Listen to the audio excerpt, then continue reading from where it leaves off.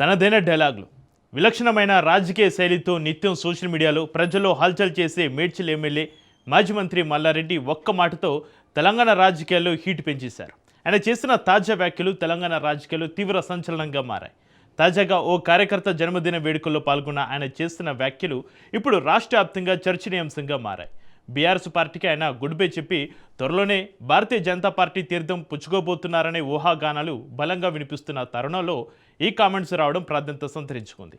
ఇది కేవలం కార్యకర్తలతో సరదాగా అన్న మాటేనా, లేక పార్టీ మార్పుకు ముందస్తు సంకేతమా? అసలు మల్లారెడ్డి మనసులో ఏముంది? Let's watch the story.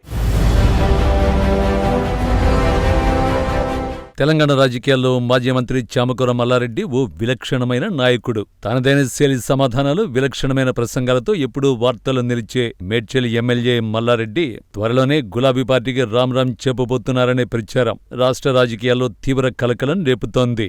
గత కొన్ని వారాలుగా ఆయన పార్టీ అధిష్టానానికి, ముఖ్యంగా పార్టీ కార్యనిర్వాహక అధ్యక్షుడు కేటీఆర్ నేతృత్వంలో తెలంగాణ భవన్లో జరుగుతున్న కీలక సమావేశాలకు, నిరసన కార్యక్రమాలకు దూరంగా ఉంటున్నారు. ఈ దూరం కేవలం యాదృచ్ఛికం కాదని, ఆయన పార్టీ మారే యోచనలో ఉన్నారనే ఊహాగానాలకు బలాన్ని చేకూరుస్తోంది.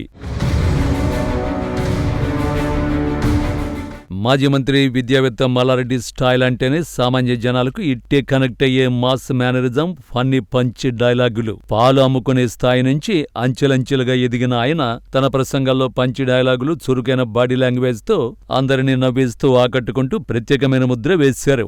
గతంలో బీఆర్ఎస్ అధికారంలో ఉన్నప్పుడు పార్టీ అగ్రనేతల వద్ద అత్యంత కీలక వ్యక్తిగా, పార్టీకి ప్రధాన బలంగా నిలిచిన మల్లారెడ్డి అధికారాన్ని కోల్పోయిన తర్వాత కూడా చాలా కాలం పాటు ఆయన పార్టీలో చురుగ్గా ఉండేవారు. కొంతకాలం అంటి ముట్టనట్టు వ్యవహరిస్తున్నారు. గత కొన్ని రోజులుగా ఆయన పార్టీ ప్రధాన కార్యాలయమైన తెలంగాణ భవన్ వైపు రావడం పూర్తిగా తగ్గించేశారు. కేటీఆర్, హరీష్ రావు వంటి పార్టీ ముఖ్య నేతలు నిర్వహించే ప్రెస్ మీట్లు, కీలక సమావేశాలను మల్లారెడ్డి మునుపటిలా యాక్టివ్ గా కనిపించడం లేదు. కాంగ్రెస్, బీజేపీ, చివరికి టీడీపీలో చేరేందుకు కూడా ఆయన ప్రయత్నాలు చేస్తున్నారనే ప్రచారం చాలా రోజులుగా నడుస్తోంది. తాజాగా ఆయన చేసిన వ్యాఖ్యలతో పార్టీ మారడం ఖాయమనే సంకేతాలను ఇస్తోందని రాజకీయ విశ్లేషకులు భావిస్తున్నారు.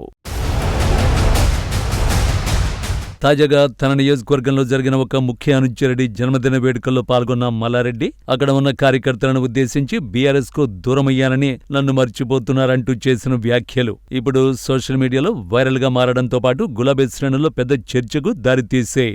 మల్లారెడ్డి వ్యాఖ్యల వెనుక మర్మం ఏంటి అనేది కార్యకర్తలు, నేతల్లో జోరుగానే చర్చ జరుగుతోంది. అధికారంలో ఉండగా బీఆర్ఎస్ పెద్దల తలలో నాలుకలా ఉన్న మల్లారెడ్డి పార్టీ అధికారానికి దూరమయ్యాక తన దారి తాను వెతుక్కునే పనిలో పడ్డారనే ప్రచారం చాలా కాలంగా జరుగుతోంది.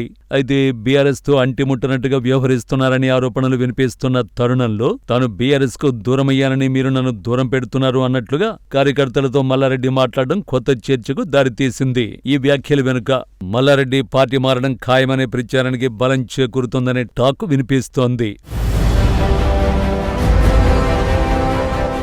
మల్లారెడ్డి కుటుంబం బీజేపీ వైపు చూస్తుందనడానికి మరో ప్రధాన కారణం ఆయన కోడలు డాక్టర్ ప్రీతిరెడ్డి ఇటీవల చేసిన కొన్ని ఆసక్తికరమైన కామెంట్స్ కూడా ఉన్నాయి. డాక్టర్ ప్రీతిరెడ్డి ఇటీవల ఓ ఇంటర్వ్యూలో ప్రధాని నరేంద్ర మోడీపై ప్రశంసలు కురిపించడం రాజకీయంగా చర్చనీయాంశంగా మారింది. ఆమె బీజేపీ రాష్ట్ర కార్యాలయానికి వెళ్లడం, అక్కడ కీలక నేతలతో భేటీ కావడంతో మల్లారెడ్డి ఫ్యామిలీ బీఆర్ఎస్ కు గుడ్ బై చెప్పబోతుందనే ప్రచారం మరింత ఊపందుకుంది. మల్లారెడ్డి కుటుంబం ఆ వార్తలను ఖండించినప్పటికీ ప్రస్తుతం మారుతున్న రాజకీయ సమీకరణాల నేపథ్యంలో వారు అధికార కాంగ్రెస్ వైపా, లేక కేంద్రంలో అధికారంలో ఉన్న బీజేపీ వైపా అనే సస్పెన్స్ కొనసాగుతోంది.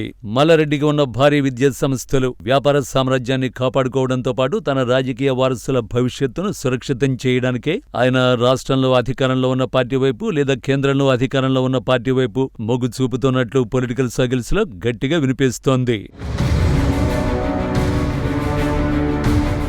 ఒకవేళ మల్లారెడ్డి కనుక గులాబీ గూటిని వీడితే అది గ్రేటర్ హైదరాబాద్ పరిధిలో బీఆర్ఎస్ పార్టీకి ముమ్మాటికి పెద్ద ఎదురు దెబ్బే అవుతుందని రాజకీయ విశ్లేషకులు భావిస్తున్నారు. ప్రస్తుతం మేడ్చల్ నుంచి మల్లారెడ్డి, ఆయన అల్లుడు రాజశేఖర్ రెడ్డి మల్కాజ్గిరి నుంచి బీఆర్ఎస్ తరఫున ఎమ్మెల్యేలుగా ప్రాతినిధ్యం వహిస్తున్నారు. అయితే వచ్చే ఎన్నికల నాటికి మహిళా రిజర్వేషన్లు, నియోజకవర్గాల పునర్విభజన నేపథ్యంలో తమ కుటుంబానికి మొత్తం 4 టికెట్లు ఇవ్వాలనే షరతు మీద మల్లారెడ్డి ఫ్యామిలీ ఇటు బీఆర్ఎస్, అటు బీజేపీతో హామీ తీసుకునే పనిలో ఉందనే ఊహాగానాలు పొలిటికల్ కారిడార్లు గుప్పుమంటున్నాయి.